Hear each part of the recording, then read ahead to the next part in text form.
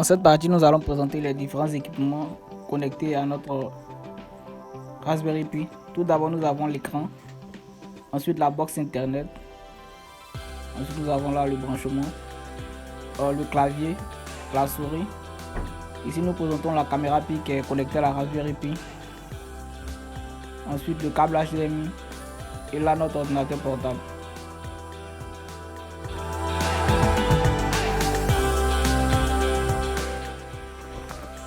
À présent, nous allons tenter de nous connecter au serveur de la carte Raspberry Pi grâce à un logiciel de prise en main à distance qui est le logiciel VNC. Nous allons taper l'adresse IP de la carte qui est le 192.168.1.116.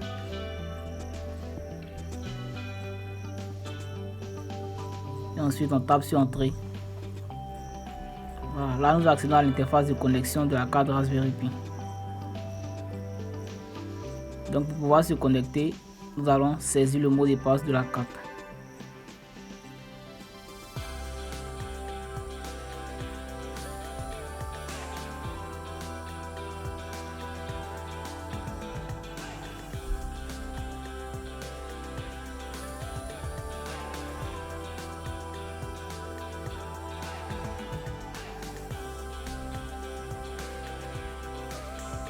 Ensuite on clique sur se connecter. Et maintenant nous accédons à l'interface de la carte Raspberry Pi. Donc nous allons tenter d'ouvrir le dossier du projet, le dossier BEELN-STIC. Et là dans le dossier nous avons notre code Python, le code qui va nous permettre de faire le streaming vidéo. Donc on va ouvrir le code.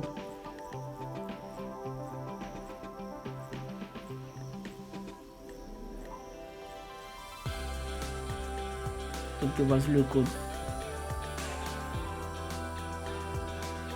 Donc nous avons importé quelques bibliothèques.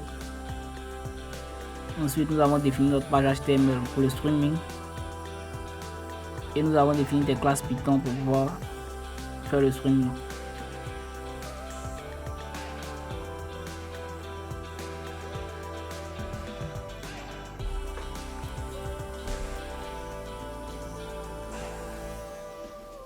Donc là nous avons le code.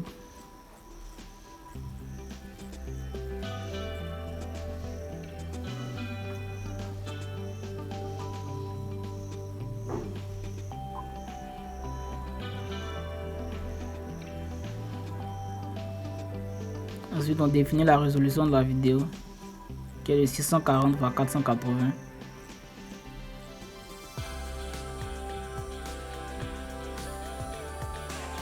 Ensuite on définit l'adresse IP et maintenant nous allons exécuter le projet. Enfin nous allons accéder à l'interface de notre navigateur pour pouvoir avoir accès à la vidéo.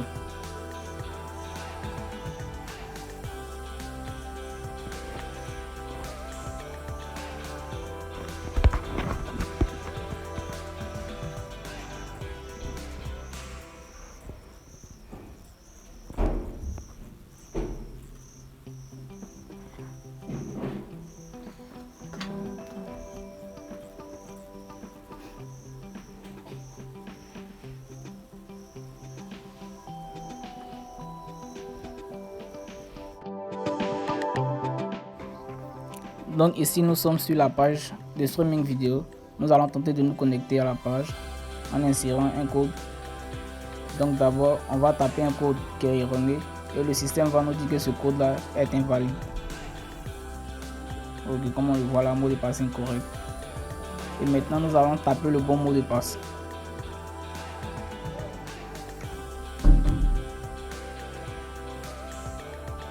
On clique ensuite sur valider, se connecter.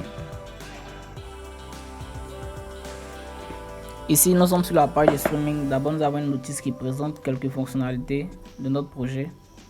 Ensuite tout à gauche on a les différents membres du projet et tout au milieu nous avons le cadre de streaming. Donc comme nous pouvons le voir, la vidéo est bien en temps réel et la résolution est de qualité.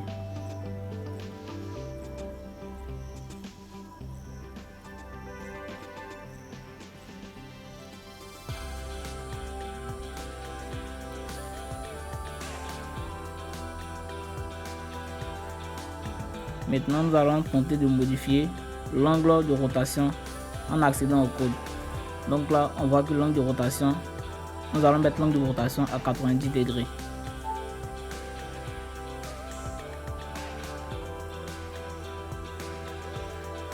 Ensuite, nous allons réexécuter le code. On repart sur l'interface. On va actualiser la page. Et on voit réellement que la vidéo a basculé de 90 degrés. On va réaccéder au code, mettre l'angle à moins 90. Ensuite, relancer le code.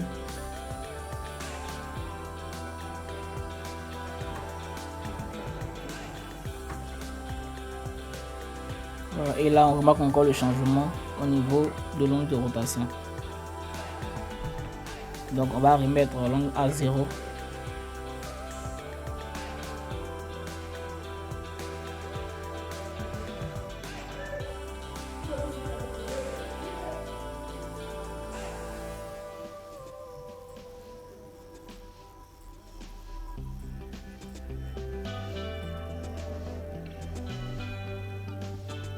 Et maintenant, nous allons tester l'envoi par mail. Dans cette partie, nous allons tester l'envoi par mail des données. Donc, on clique sur envoyer par mail. Ensuite, on saisit le mail de l'utilisateur. Ici, nous avons saisi le mail suleiman4256@gmail.com.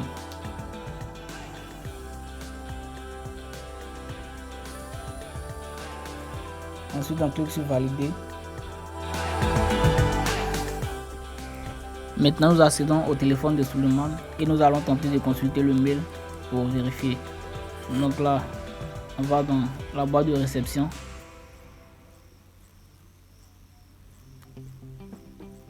Ensuite, on actualise et on voit le mail. Le mail avec un fichier joint, le lien et le mot de passe pour pouvoir accéder à l'interface de connexion. Donc on clique sur le lien, on ouvre avec Google Chrome. Ensuite, on est redirigé sur la page de présentation du projet. On clique sur accéder à l'application.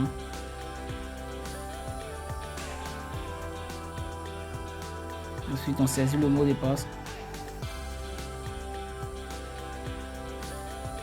Clique sur se connecter. Ensuite, on enlève la notice. Et là, nous avons le streaming vidéo.